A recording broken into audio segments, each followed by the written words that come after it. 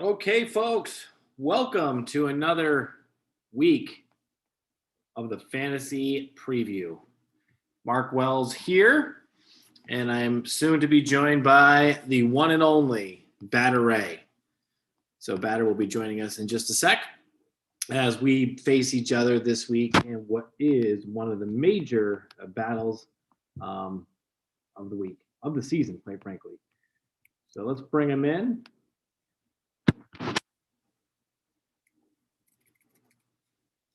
Mr. Ray, how are you? Can you hear me? Oh, I can hear you now. Oh, great. Batter, how are you? Good. How you doing? I'm doing quite fine. It's hard to believe that a mere 24 hours from now, I'll be in your neck of the woods. I'm excited. Very exciting. And Are you renting a car when you get out, or what's your plan? yeah, I think that's probably the right way to go. I know that we mentioned taking a look around at things sometime this week, but I figured it'd be good to have my own wheels to check things out on my own as well. So it'll be good. I'm going to grab one at the airport and then I guess heading down. Now, how far are you from like where Peter lives? Do you know? Where does Peter live? Oh, that's a good question. You're where a lot. You're a. Geez, I don't know. I'm in La Paloma. Okay. Yeah. So I don't think. Same neighborhood Martha used to live in. Okay. Yeah. Great. So I'll be touching down at 11:30 your time, and then hopefully by that point I'm not too far out of our matchup, and I still feel like getting together. We'll see. I don't know. I think you're probably the favorite at this point. Yeah. How did you take the news? Obviously, the game canceled on Thursday due to COVID, and I'm going to be without Lamar Jackson. Not that he's been the Lamar Jackson of old. But how do you think that affects things? And am I nuts going with Carson Wentz? That's currently who I have slated in my lineup this Sunday. I'm not upset about Carson Wentz.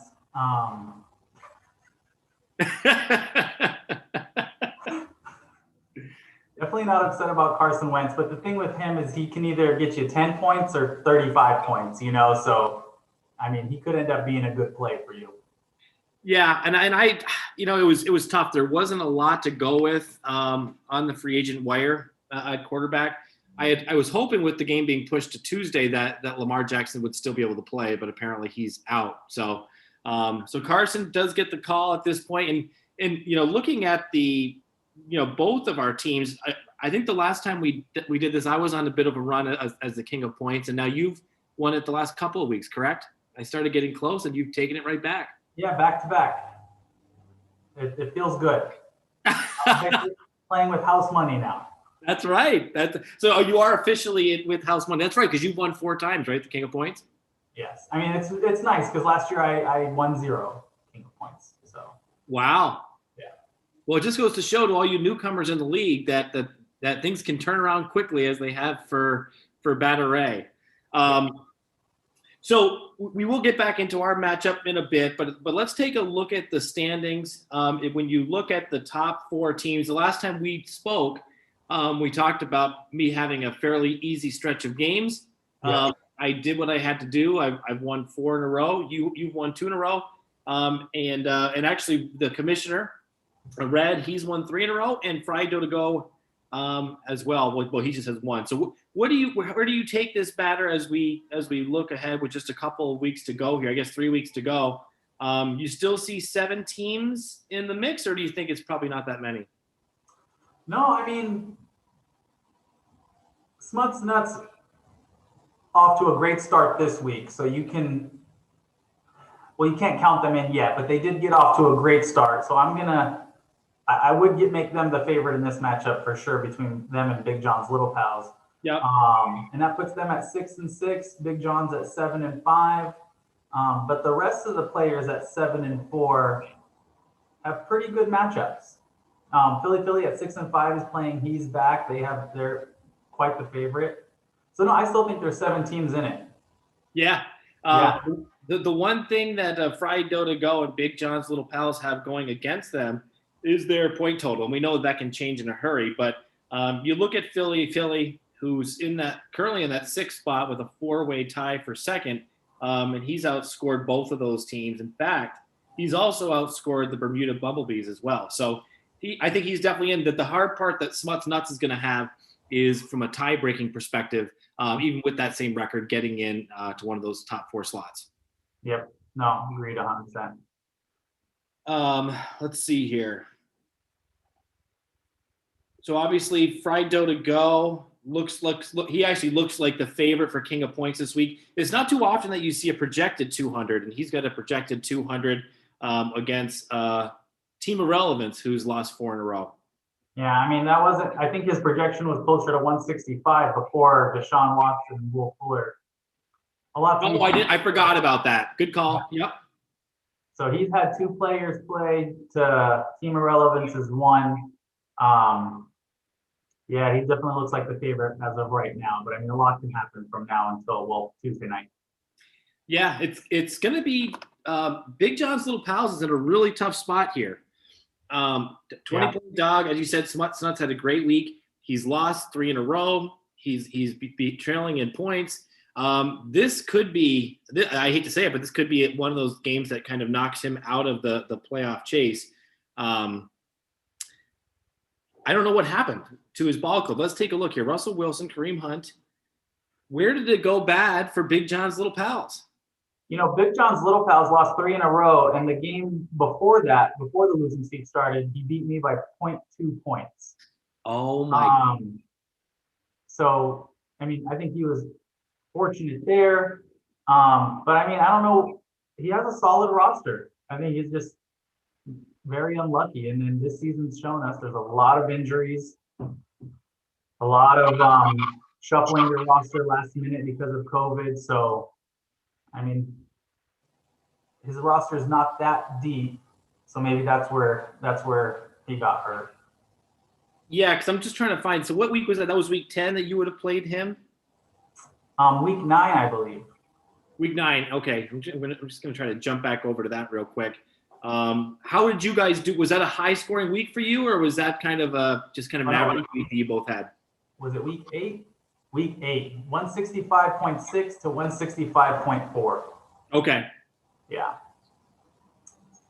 So, no, he squeaked that one in. So, I mean, at 7-4 though, he still has a chance. I mean, I'm not sure what the remaining schedule looks like though. So.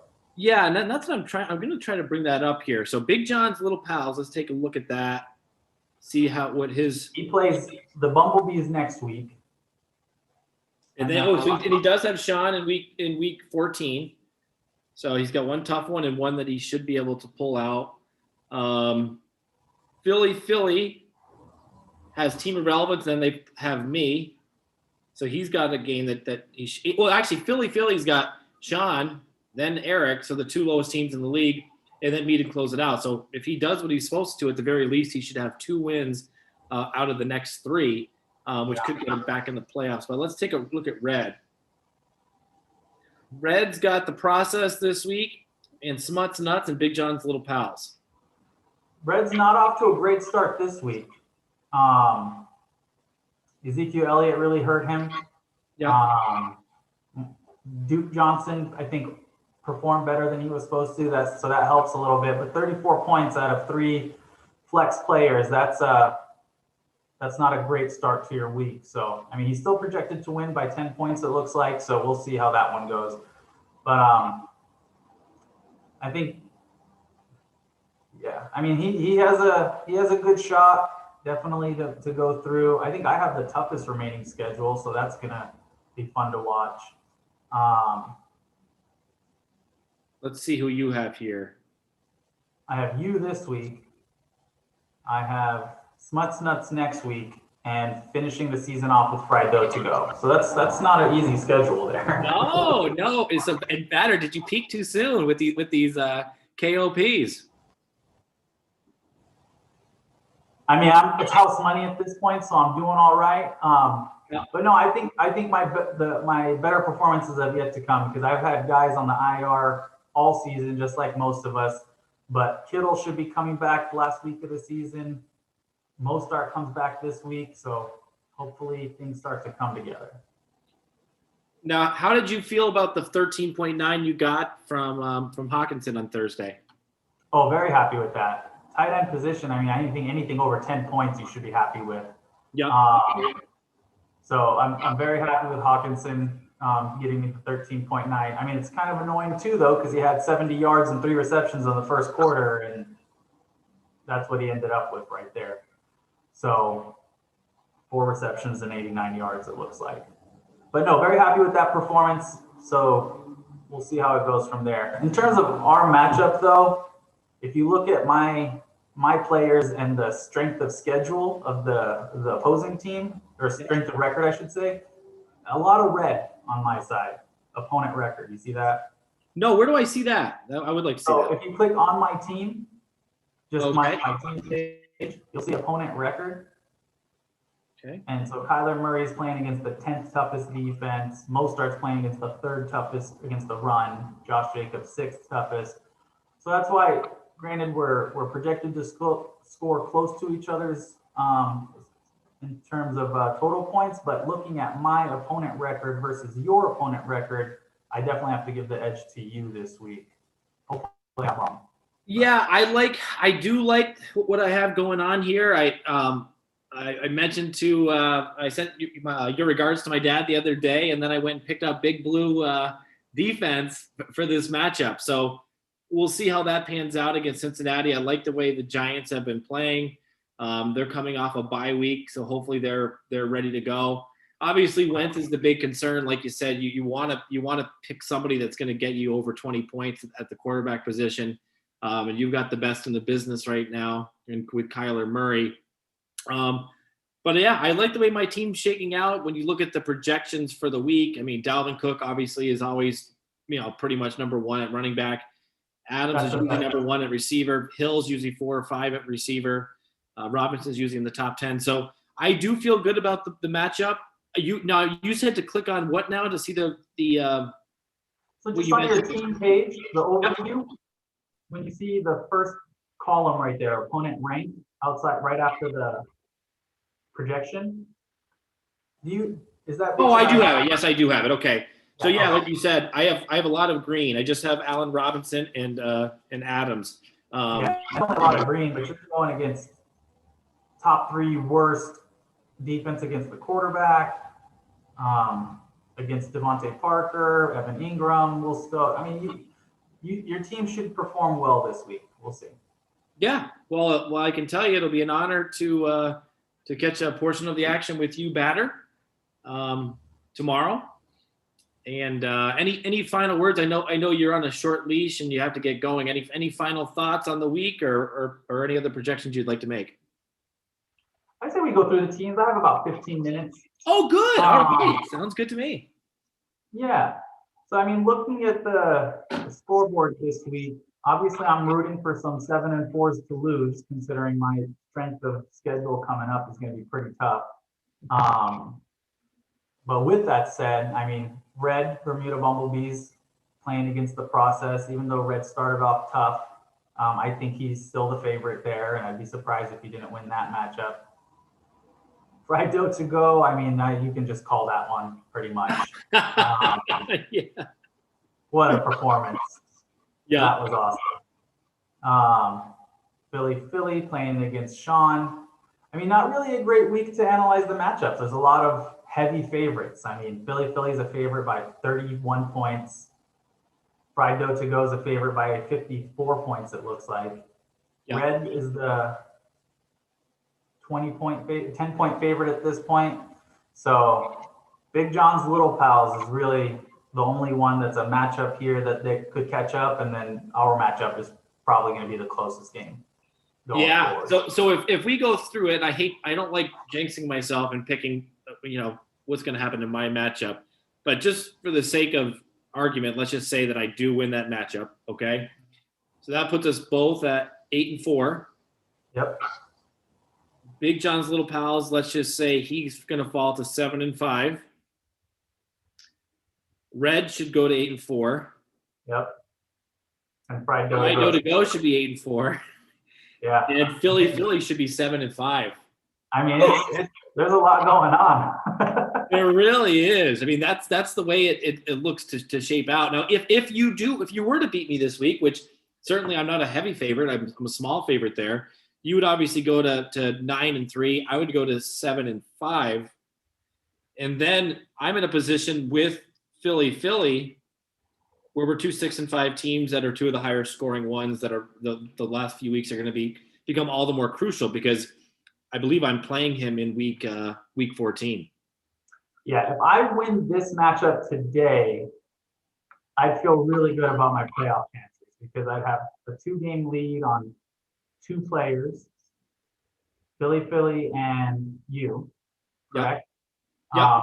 With a, I don't have a strong total points lead, but I do think it's close to 100, right? It is. Yep. I think it's, let's see, you're at 1972 and I'm at 1880. So, yep, just shy of 100 points. 90, yeah, okay. So, no, I'm definitely rooting for a win. Yeah. I think that would come close to solidifying myself in the playoffs. But I mean, this league is I'm so impressed with this league this year, by the way. I think it's the most competitive league we've ever had. I agree. So many teams performed well. The new guys all performed really well.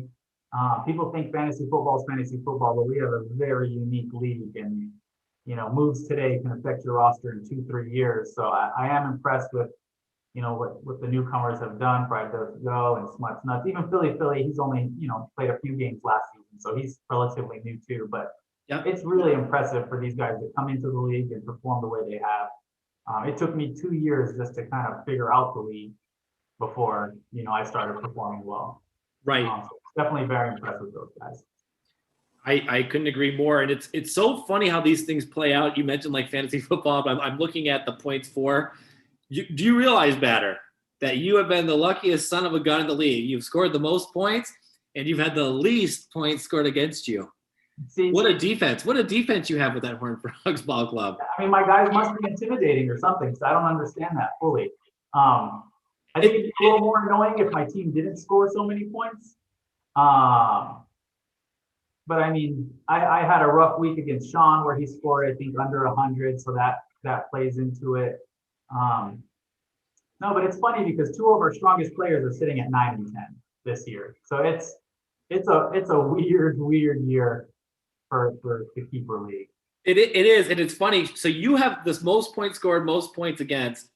Sean has the least points in the league, and he's had the most points against. And so it's like, how do these things happen like that? Well, for the new guys that just came on, Sean went all out last year to win the championship. So everyone knew this was going to be the position he was going to be in this year. For him to actually have 2 wins is impressive, to be honest with you. Yeah.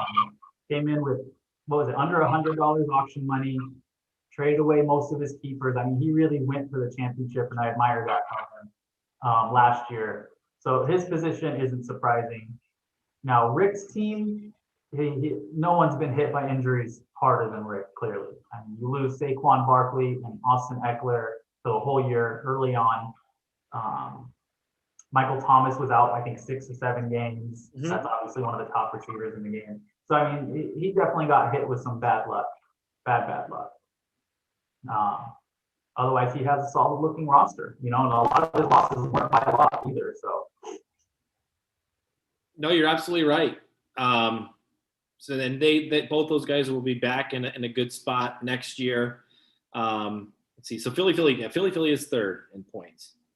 Yeah, that's 18-20. Well, they had that 270-point game, didn't they? Philly. Yes, he had. Yeah. I feel like he had like 2 weeks in a row. Let me look at his. Let me look at his schedule. I feel like 2 weeks in a row. Week 4, right? What's that? Was it week 4 that he exploded? I think so. Week 3, maybe? Let's see, week 3, week 4, somewhere around there. Nope. Week 2? Was it that early? Week 2, 281 points. Man, he rode the total points lead for quite a while after that. Yeah, because he lost Nick Chubb, he lost Aaron Jones for a few games, right? I'm trying to think who else, what other players he was without for an extended period of time. Let's see. Well, you know what? Speaking of Nick Chubb, that probably had something to do with the rise of Big John's Little Pals. They Great had point. Kareem Hunt. Yeah, great point. Yeah, so Nick Chubb's been back for a few weeks now, so that probably hurt Big John's Little Pals too. I mean, just goes to show how one injury can affect two rosters really drastically. Yep, you're absolutely right. Let me take a look at. So Philly has Josh Allen, Nick Chubb. Yep, Aaron Jones. He's without. Chris Godwin missed some time, right? How many games did he miss? He missed. I don't think he missed a lot back to back, but he's missed a few here and there. He missed week 2, 4, 5, and 8. Yep.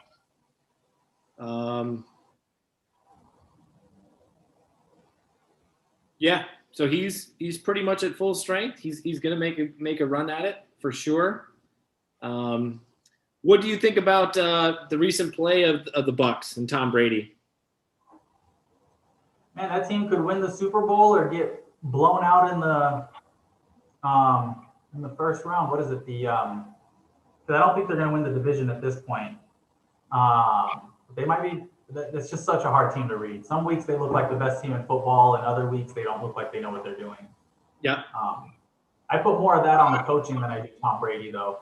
Yeah. Running the ball, 6 times against the Saints? That's just ridiculous. You don't drop your game plan in the first quarter like that, in my opinion. Right. But no, I wouldn't count them out. I'm a huge believer in Brady. I know a lot of people in New York don't like hearing that, but I think he's just something special about him when the playoffs come around. Sure. But some games they just look terrible, so it's hard to say with them. Yeah. Oh, speaking of, did you see that Matt Patricia was just fired? No, that just came in today or while we're on this. Yeah, just right now. Wow. Lions fire Coach Patricia and the GM Quinn. They're not messing around. No, that's for sure. Yeah, you wonder where he'll end up. You wonder if he'll end up back with the Patriots or if he will, what he'll do. They always seem to go back to the Patriots when they leave their first head coaching job, don't they? Yeah. Try to get a few more notes from Bill Belichick and then give it another whirl. Yeah, go get the Masters and then try again. Now, Badger, I noticed you do have a little jacket on. Would you say it's a chilly day in the desert, or what would you say I can expect from a temperature standpoint? By my standards, it's chilly. I think it's 55 outside right now, and that's just way too cold. But most people probably love that weather, so I think you should be doing fine with what you're wearing right now, stuff like that. Might be t-shirt weather for you. I don't know. This is just gross for me. Yeah. What is it here today? Actually, this morning I looked. It was really cold there this morning. I think it was down in the 30s. And it was actually warmer here at that point than it was there. Oh, yeah. I took my dog for a walk this morning, and I hated every minute of it. So it's at 64 degrees now. That's not bad. Still a little too cold, but not bad. So George, how is George doing? Fine? George is a monster. I didn't do my research on labs before I got one. I just knew that they were the best dogs when they're adults. I didn't realize the amount of effort, time, energy it took to have a puppy lab. But he's both an angel and a devil all at once. Nightmare and a dream. It's amazing. But what type of lab is it again? I'm sorry. The chocolate lab. Chocolate lab. His mom's American and his dad's European, so he's not too tall. He's not too. He's a good-looking boy. He's lucky. He looks as good as he does. So, and the one you had before was what? French bulldog. Which you said they're not so bright. So dumb, but so sweet and easy. I mean, we had this gate that separated one side of the house from the other. We don't want to let the dog just roam free. I used that gate for 4 years with Mookie, my French bulldog, and George, day one, 8 weeks old, figured out how to collapse it, move it, and get to the other side of the house. So you ask for a smart dog and you get it, and you kind of start wondering, what was I thinking? Did you say your last dog was Lukey? Her name was Buki. Oh, Buki. I'm sorry. I misheard you. Yeah. So, but it's been a lot of fun. He's definitely keeping us on our toes. Very smart, very fun. He's finally not biting the kids. So it's been a good week. That's great. And are you in new space here now, or where are you currently? Yes, I got a new office space. It's just myself and another gentleman that does the same thing I do, different company. We partner with on a lot of different deals. But I mean, it's 4 offices, a kitchen, a conference room for 2 people. It's pretty nice. That's No, great. no distractions and easy to work. Now, does your wife know that you really came in just to do a fantasy football preview, or does she think you're working hard here on a Saturday better? Oh, she knows about the football preview. She knows how serious this is. But no, I left the house around 11 a.m. today. I love working on Saturdays for a little while. It's just you get so much done. No one else is working, so there's no distractions really. Emails you have to follow up with right then and there, calls to take. So I love working a little bit on Saturdays. It's you get so much more done. Absolutely. Yeah. Well, I appreciate it once again. Your insight and analysis is always at the top of the line, and I wish you all the best in the early going tomorrow. And I will connect with you when I touch down. Yeah, give me a call. Go watch. Do you have plans right when you touch down? No. Yeah, let's go watch a football game. Nice little sports bar with an outdoor seating area. Have a couple drinks and enjoy some football. Great. Now, any spot that you recommend better? I like going to Trident Bar and Grill. They have a nice outdoor area. They have TVs. They have about 8 TVs outside, so they'll have multiple games on. And plus, I'm at the point where I just, you find a good spot and you stick to it. So I'm sure there's other great spots, but I'm not willing to go find out. And how far are you from the airport, would you say? About 40 minutes. Okay. Yeah. All right. Yeah, no, that sounds good to me then. Awesome. Well, give me a call when you touch down. I really enjoy these previews. Thanks for putting on as many as you did this year, and looking forward to next week's as well. And who knows, tomorrow, because we'll be in person, we may have to touch base. We'll go live for maybe a show maybe tomorrow during the action. after the first round of games. Awesome. I would like to make a suggestion for next year. Sure. To get more league participation going.